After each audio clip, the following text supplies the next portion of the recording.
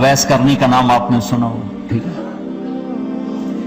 ان کے بارے میں اللہ کے نبی نے فرمایا حضرت عمر سے، اویس عمر تیرے دور میں ایک شخص آئے گا مدینے سے، اس کا نام ہوگا اویس بن عامر، قبیلہ ہوگا مراد، اور اس کی شاخ ہوگی قرن، جس کو ہم کہتے ہیں اویس کرنی، اس کی شاخ ہوگی قرن، رنگ کا ہوگا کالا، قد ہوگا درمیانہ، اور ایک سفید نشان اس کے جسم پر ہوگا۔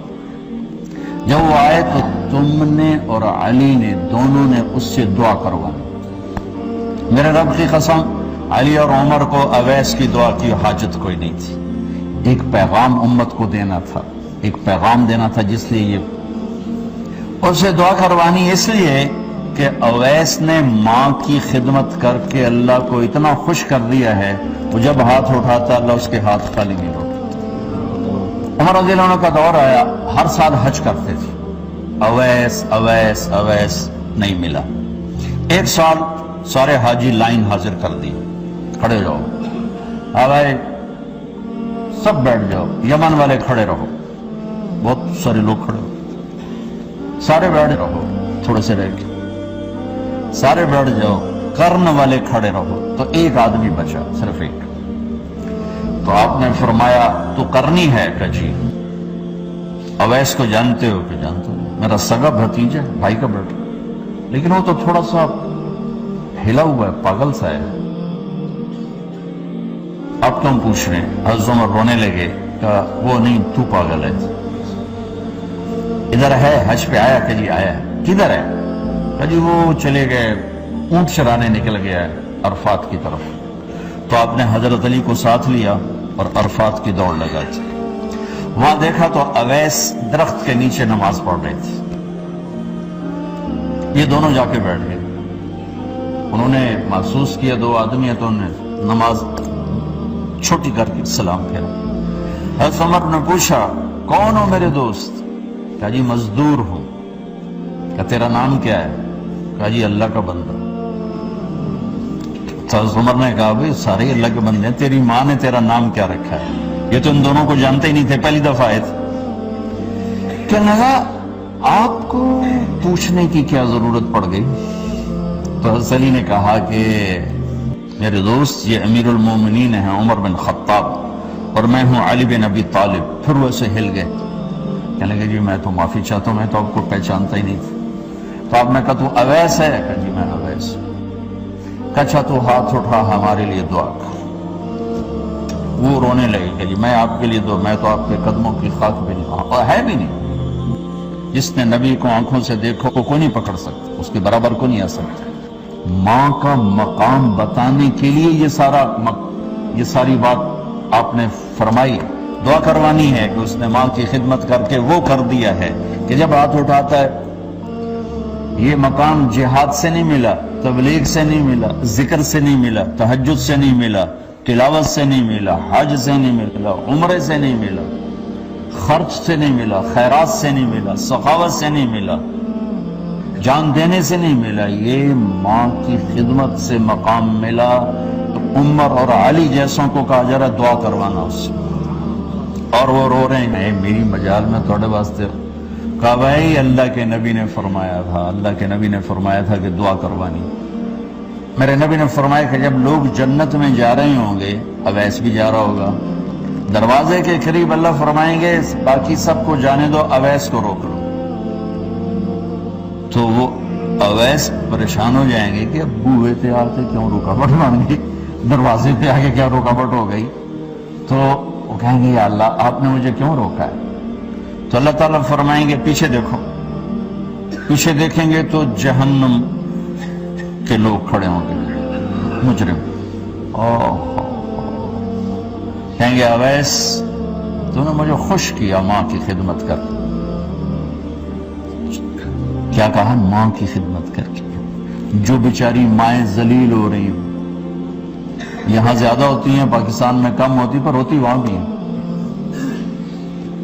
اسی سفر میں کتنی ماؤں کے اتنے پرچے آئے کہ میرا بیٹا شراب پیتا اور پھر مجھے گالیاں نکالتا، بھر گئے میری جیب میں پرچوں سے، کیونکہ مستورات بھی بیان میں آتی تھی۔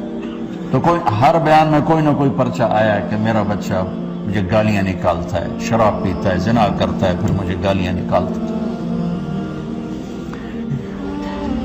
تو یہاں زیادہ ذلیل ہے، ہمارے ہاں بھی کوئی کم ذلیل نہیں ہے۔ کوئی قسمت والی ماں ہے جس کو فرما بردار اولاد ملتی ہے، اویس، تو نے مجھے بہت خوش کیا ماں کی خدمت۔ دیکھیے جہنم کے لوگ کھڑے ہیں، تو انگلی کا اشارہ کرتا جا، اللہ جدھر جدھر تیری انگلی کا اشارہ ہوگا ادھر ادھر لوگوں کو جہنم سے نکال کے جنت میں ڈال دو۔ آج میں تیری طفیل لاکھوں آدمیوں کو جنت میں پہنچاؤں۔ عدد ربیع و مدر، لاکھوں کا لفظ نہیں آتا، عرب کے 2 قبیلے اپنی تعداد میں سب سے زیادہ تھے، تو اللہ تعالیٰ کہیں گے اویس آج تیری طفیل جتنا ربیع اور مدر 2 بڑے قبیلوں کے لوگ ہیں اتنے مجرم آج تیری طفیل جنت میں ڈال دو۔ سبحان اللہ اکبر۔ جاؤ، میرے رب نے مقام بخشا۔ ایک اور واقعہ بھی سنا، آپ نے فرمایا میں آج رات جنت میں گیا۔ ایک تو معراج ہے جو جاگتے ہوئے، خواب میں تو بہت دفعہ ہوا، آج رات میں جنت میں گیا، میں نے آواز سنی قرآن کی تلاوت۔ میں نے پوچھا یہ کون تلاوت کر رہا ہے؟ ان کا جی یہ حارثہ بن نعمان ہے۔ تو آپ نے کہا حارثہ بن نعمان؟ وہ تو مدینے بیٹھا ہے۔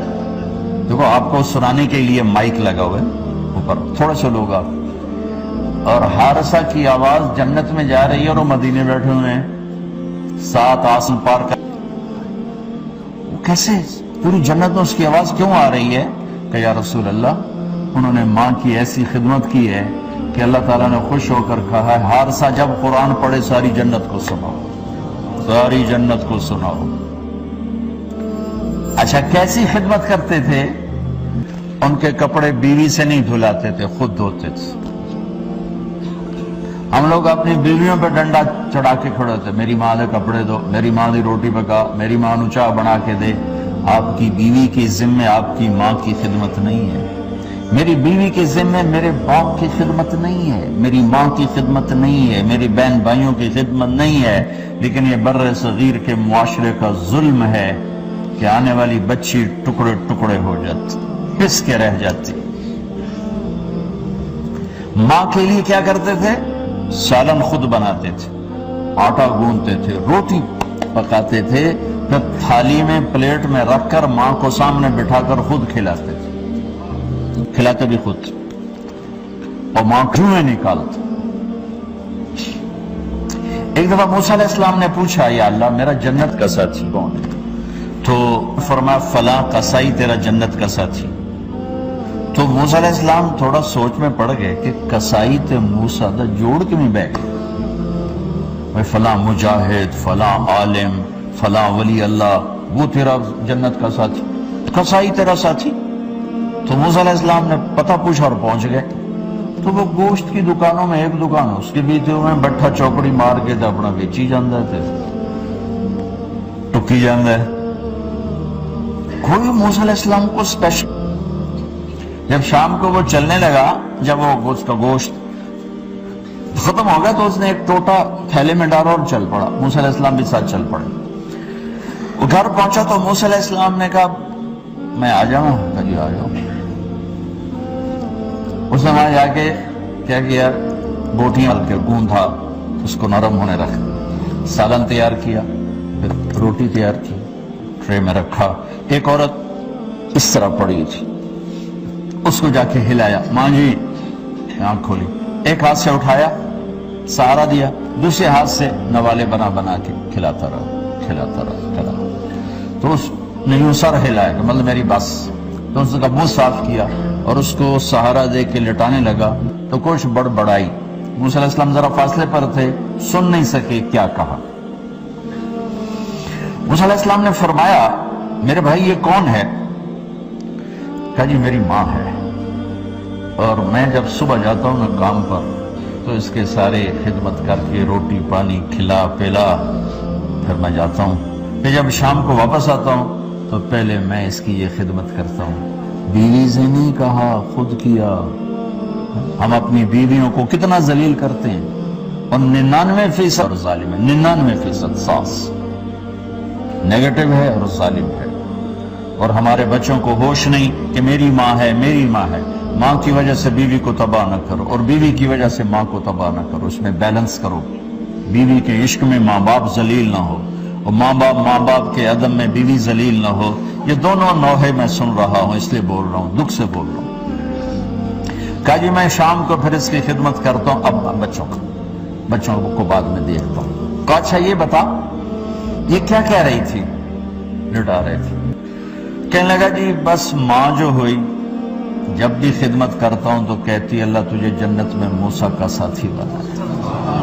میں تو جی کمی کسائی تے موسیٰ کلیم، میرا دکی جوڑ ہے. میں کہا پترا تیرا جوڑ بنا چھڑے تیری ماں.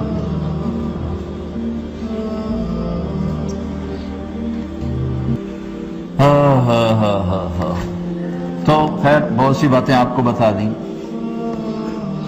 جی میں آئے تو کر لینا. ماں باپ زندہ ہیں، دعا لو. فوت ہو گئے ان کی قبروں پہ جایا کرو، وہاں بیٹھ کے قرآن پڑھا کرو.